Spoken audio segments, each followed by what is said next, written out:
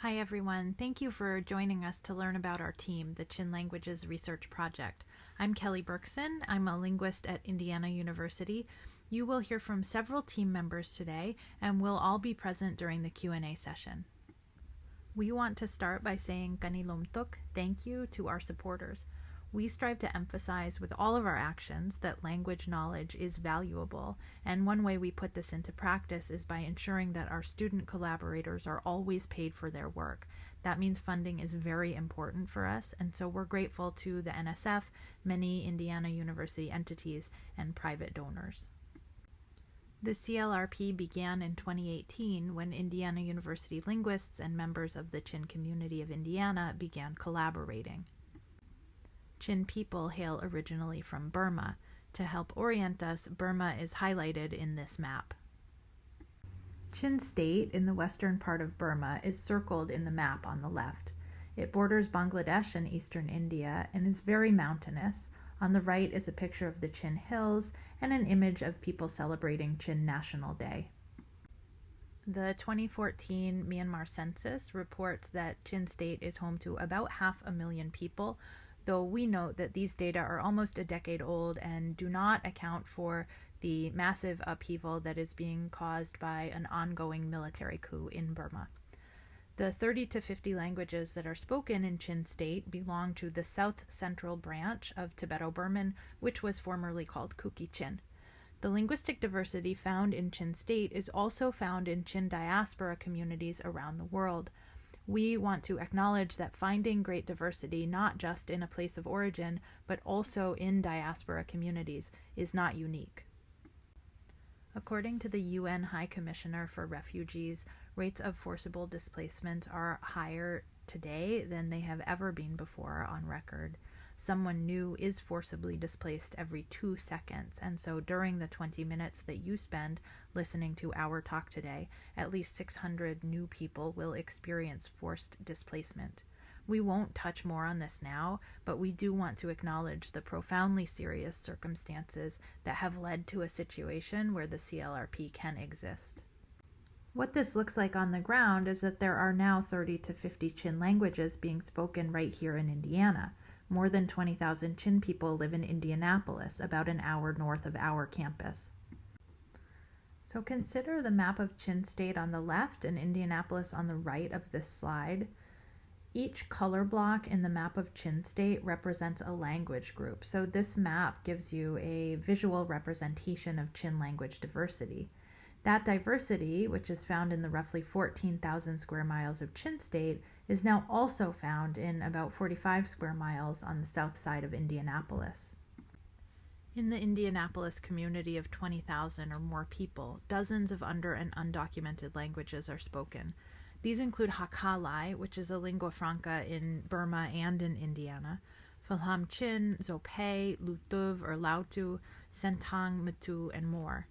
Multilingualism is the norm, depending on their age, experiences in Chin State and when moving, who they interact with here in Indiana, and so forth. People may speak 3, 4, even 8 or 9 languages. More than 100 students from the community are enrolled at IU. My name's MM and I am a team member of CLRP. Since there's many of us Chin speakers are here at IU, we are able to create a collaboration between Indiana University linguists and members of the Chin community within Indianapolis, and that's what led to the creations of CLRP. These are some of our team members. You may notice that some of us are faculty, linguists, and students. We study many things in college ranging from public health, biology and pre-med, folklore, education and literacy, politics, and so much more. Nandam Namo, Kaimakaminsu Dot Kasi. Hello, my name is Dot. We thought it would be good to tell you a little bit about our Chin students, CLRP teammates. So who are we? All of us are born in Chin States and moved to Indiana. So we understand life both in Chin States and America. Growing up, all of us regularly provide translations, interpretations, and other service for our communities. This means that we understand the needs of the Chin community since we move in circles and speak multiple languages. Hi, I'm Grayson and I'm a grad student in linguistics. The CLRP is a collaborative effort with at least 4 different groups of stakeholders who belong to or closely interface with the CLRP. First, there are students, including both students from the Chin community and students in linguistics. These students are supported by faculty members in multiple departments at IU and beyond. We also interact with members of the community in Indianapolis, often the parents and pastors of our student team members. Finally, we interact with local organizations in Indianapolis, such as the group CCI, or Chin Community of Indiana, as well as people working in local schools and healthcare organizations. This whole network really exists because the facts on the ground mean that we have the ability and the opportunity to engage in both scholarship and service. We can make academic products and practical products that benefit community members too. In terms of scholarship, there are 30 or more under and undocumented languages that are robustly spoken only an hour away from the IU campus. These languages also happen to exhibit a lot of typologically rare and interesting properties across a wide range of areas, including phonetics, morphosyntax, and semantics. Essentially, there is a lifetime of work to be done investigating these languages. In terms of the practical, our student team members have keen insight into the community's wants and needs. Therefore, they help to direct us in terms of where to focus our energy, whether that's into developing literacy materials or translating health information in an urgent situation like a developing global pandemic. We're also based in a university, so an important aspect of the CLRP is working closely with undergraduate researchers in training, continually working to support and advocate for them as they grow into the next generation of researchers and leaders. Aloha, my name is Dillon Tautunu, and I'm a graduate student in linguistics at Indiana University and a University of Hawaii at Manoa alumnus. The CLRP is founded on the belief that each of us contributes something of value because of our lived experiences and professional positions. First and foremost, without our Chin research colleagues, this project could not exist. As community members who are also researchers in training, our Chin students bring cultural and linguistic knowledge. Moreover, they advocate for the community needs that drive our research interests. We graduate students bridge the gap between Chin student members and faculty members, having one foot in both worlds. Faculty members provide training, advocacy in the administrative realm, and help other members become more comfortable navigating academia. Maintaining relationships is integral to our operation and stems from our commitment to providing mutually beneficial outcomes for all members that extend beyond the research lab. Regarding diversity, inclusion, and equity, we say, don't just talk about it, be about it. What this means is that outside of research, editing student papers and attending community events are some of the ways in which we continue to show up for each other and foster good relationships. Hello, my name is J.C. Wamsley. I'm a graduate student in linguistics at Indiana University and a member of the CLRP team. Because the CLRP's focus is on the students, we field ideas for projects from their community knowledge and research interests and work with them to put together these projects. For example, some of the earlier ones that we did were on language-related interests of the students, such as a community language attitude study that I did with Thomas Tonza. And as you can see in the picture, these research experiences even extend to talking about and presenting the work to an audience, as in this poster session that we did. We've also advocated on behalf of the students with university administration, such as requesting that they allow fluency in Chin languages to count as part of a foreign language requirement. Another ongoing project began when one of our team members was interested in developing literacy materials in her language, Latouv. And once the pandemic began and there was a lot of public health information about the coronavirus being shared online, some of the students suggested translating materials into Hakalai, which was a great way to accomplish many of our goals. Doing the COVID translations early on in the pandemic showed us that there were ways to address community needs while helping the students to cultivate research and professional skills. So the COVID translations served as a springboard into a larger project and methodology which we're now adapting for other uses. That larger project, one of our first big group-wide projects, was an NSF-funded public research project. It involved a lot of people, including researchers at the University of North Texas and Cal State Fullerton. And this project is where we first developed the methodology we're using for our current and future projects. In the LUCA project, which stands for Linguistically Underserved Communities and Health, we supported students in applying their linguistic knowledge to acquiring lots of relevant research skills, such as how to conduct ethnographic interviews and process the data. The interviews were conducted in Hakalai with Chin community members and revolved around their experiences with the COVID-19 pandemic and how they obtained public health information.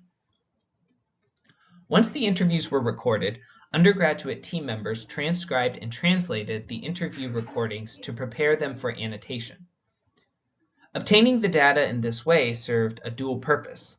On the one hand, it produced data on the interview topic, public health experiences among members of a minority community, and on the other hand, the interviews comprised a corpus of natural language data on an under-resourced language, which could be annotated and hosted on an online corpus. This also gave the students a structured project in which they could be trained in research skills, such as conducting interviews, doing transcription and translation, all the while privileging their language. Here's a clip from an interview in Hakalai. You can see the transcription and translation excerpt from our student team members. I'll go ahead and play it now.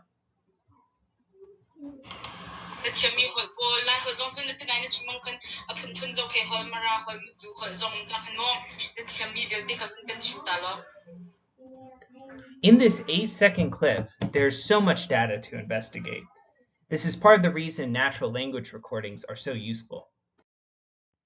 Producing this data is a long, very involved process, and the students learned and applied their skills at every step. This includes conducting and recording the interview, listening to the audio to transcribe it, going back and translating the entire interview into English, and annotating the language data in annotation software called Flex. We also had to collaborate in coming up with our own transcription conventions and addressing lots of language-specific challenges such as dialectal variation. We estimate that just the steps of transcribing and translating a 1-hour interview took at minimum 20 hours of post-processing. That's a ton of work, but wow, the data. Again, we're producing data on both the interview topic and producing lots of rich linguistic data.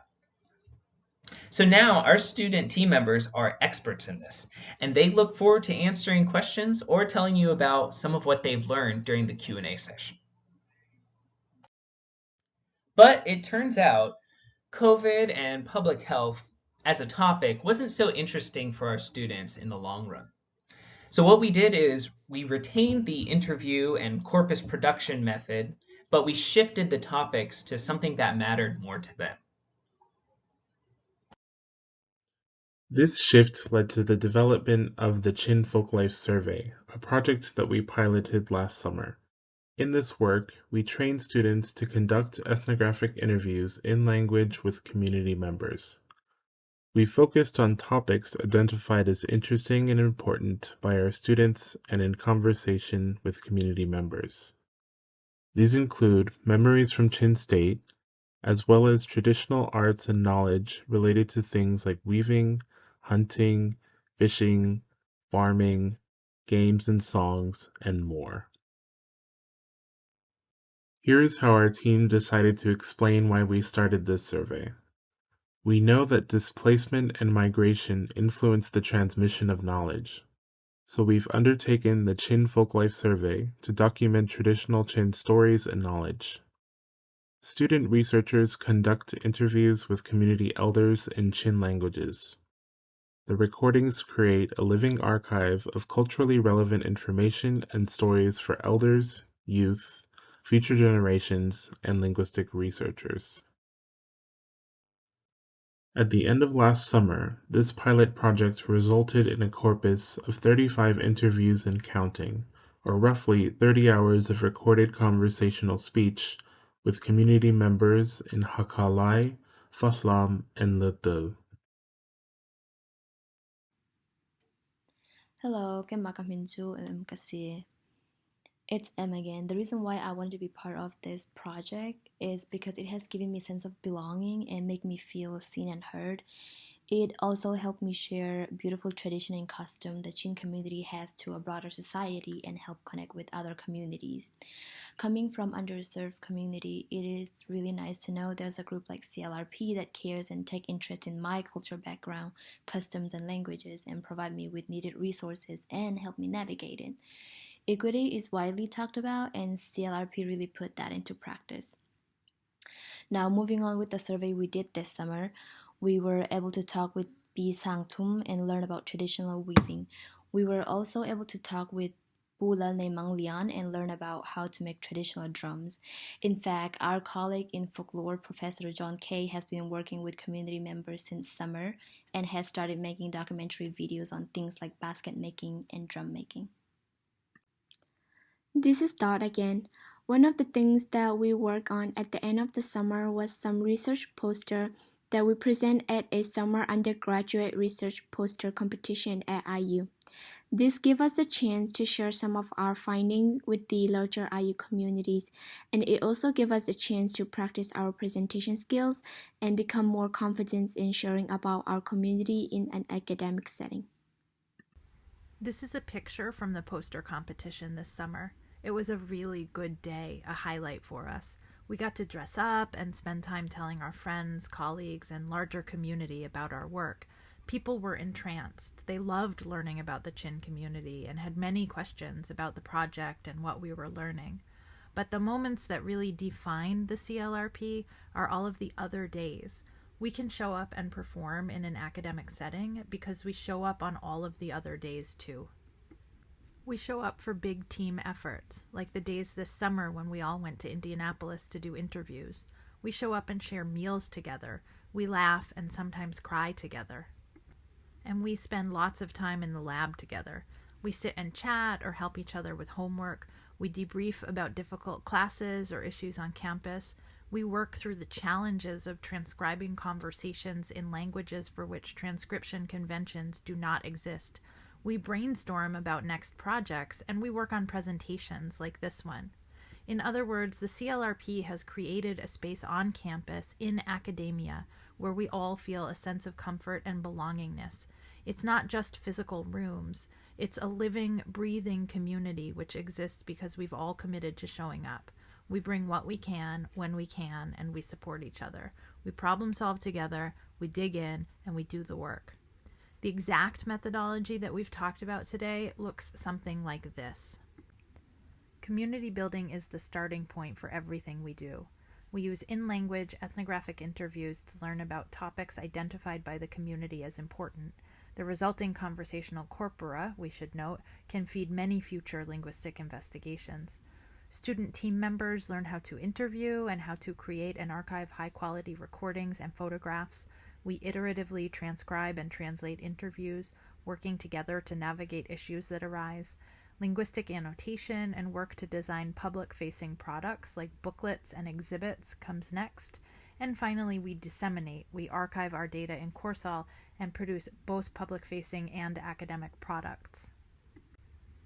To conclude, we've described a set of circumstances in Indiana that mean we can generate linguistically and culturally valuable resources in many languages. Our student team members have insights into their own community and agendas of their own, so their voices are critical in determining new projects and topics of focus. Throughout the research process, from brainstorming through dissemination, we support student learning and engagement so that our researchers in training gain skills and confidence. And Then, eventually, they can take charge so that today's Chin student researchers in training become the next generation of leaders in Chin studies. Kan ilom tuk, thank you for listening to us share about our work